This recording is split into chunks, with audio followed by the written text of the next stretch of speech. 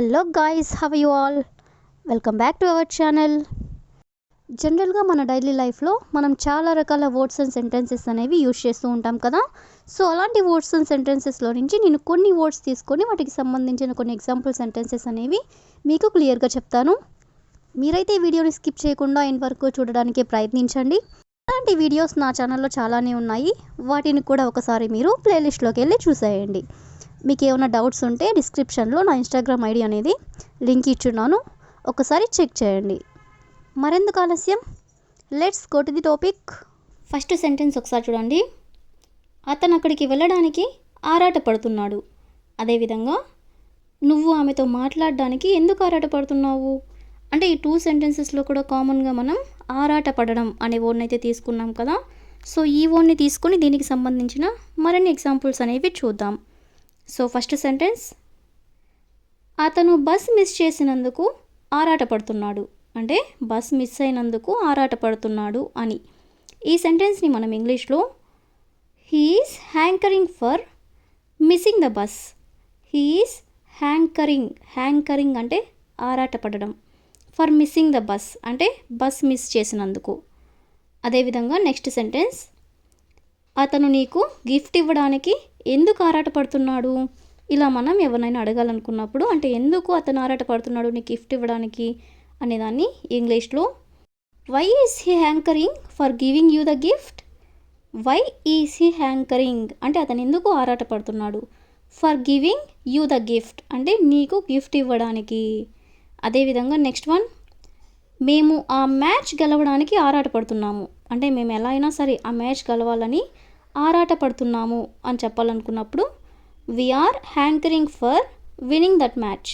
We are hankering అంటే మేము ఆరాటపడుతున్నాము ఎందుకు, మ్యాచ్ గెలవడానికి, so for winning that match. అదేవిధంగా నెక్స్ట్ వన్, వాళ్ళు ఆ కార్ అమ్మడానికి ఆరాటపడుతున్నారు అంటే ఎలా అయినా సరే ఆ కార్ అమ్మేయడానికి ఆరాటపడుతున్నారు అని. సో దీన్ని ఇంగ్లీష్లో they are hankering for selling that car. They are hankering అంటే వాళ్ళు ఆరాటపడుతున్నారు, ఫర్ సెల్లింగ్ దట్ కార్ అంటే ఆ కార్ అమ్మడానికి. అదేవిధంగా నెక్స్ట్ వన్, ఆమె జాబ్ తెచ్చుకోవడానికి ఆరాటపడుతుంది అని చెప్పాలనుకున్నప్పుడు she is hankering for getting a job. She is hankering అంటే ఆమె ఆరాటపడుతుంది, ఫర్ గెటింగ్ ఏ జాబ్ అంటే జాబ్ తెచ్చుకోవడానికి.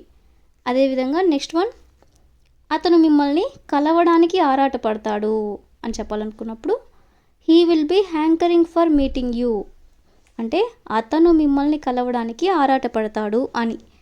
అదేవిధంగా నెక్స్ట్ వన్, నువ్వు ఆమెతో మాట్లాడడానికి ఎందుకు ఆరాటపడుతున్నావు ఇలా అడగాలనుకున్నప్పుడు why are you hankering for talking to her.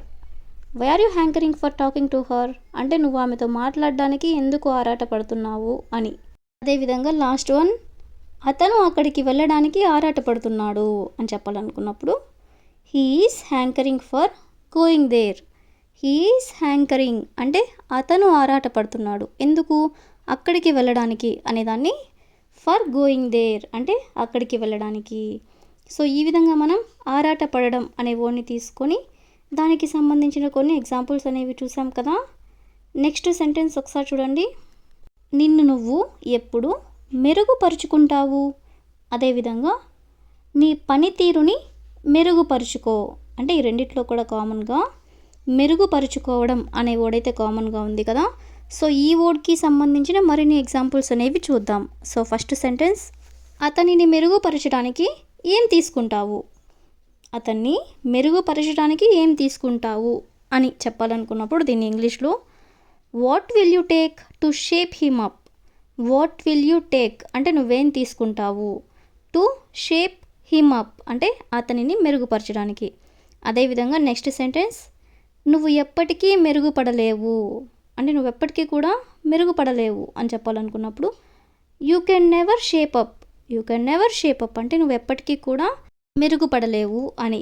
అదేవిధంగా ఆ పరిస్థితి మెరుగుపడుతుంది. ఆ పరిస్థితి మెరుగుపడుతుంది అని చెప్పాలనుకున్నప్పుడు that situation is shaping up. That situation అంటే ఆ పరిస్థితి, ఈజ్ షేపింగ్ అప్ అంటే మెరుగుపడుతుంది అని. అదేవిధంగా నెక్స్ట్ వన్, నువ్వు నీ ప్రవర్తనని మెరుగుపరుచుకోవాలి. అంటే నువ్వు నీ బిహేవియర్ని మెరుగుపరుచుకోవాలి అని ఇలా చెప్పాలనుకున్నప్పుడు you should shape up your behaviour. You should shape up your behaviour అంటే నువ్వు నీ ప్రవర్తనని మెరుగుపరుచుకోవాలి అని. అదేవిధంగా నెక్స్ట్ వన్, దాన్ని మెరుగుపరచడానికి ఏమీ అవసరం లేదు. దాన్ని మెరుగుపరచడానికి ఏమీ అవసరం లేదు అని చెప్పాలనుకున్నప్పుడు nothing is needed to shape it up. Nothing is needed అంటే ఏమీ అవసరం లేదు. టు షేప్ ఇట్ అప్ అంటే మెరుగుపరచడానికి, అంటే దాన్ని మెరుగుపరచడానికి అని. అదేవిధంగా నా జీవితాన్ని మెరుగుపరచడానికి నేను కష్టపడి పనిచేస్తాను. అంటే నా జీవితాన్ని మెరుగుపరుచుకోవడానికి నేను కష్టపడి పనిచేస్తాను అని చెప్పాలనుకున్నప్పుడు I will work hard to shape up my life. I will work hard అంటే నేను కష్టపడి పనిచేస్తాను. To shape up my life అంటే నా జీవితం మెరుగుపడడానికి. అదేవిధంగా నెక్స్ట్ వన్, నీ పనితీరుని మెరుగుపరుచుకో. నీ పనితీరుని మెరుగుపరుచుకో. ఈ సెంటెన్స్ని మనం ఎగ్జాంపుల్ సెంటెన్స్గా చెప్పుకున్నాం కదా. సో దీని ఇంగ్లీష్లో shape up your performance. Shape up your performance. Your performance అంటే నీ పనితీరుని మెరుగుపరుచుకో అని దాన్ని షేప్ అప్.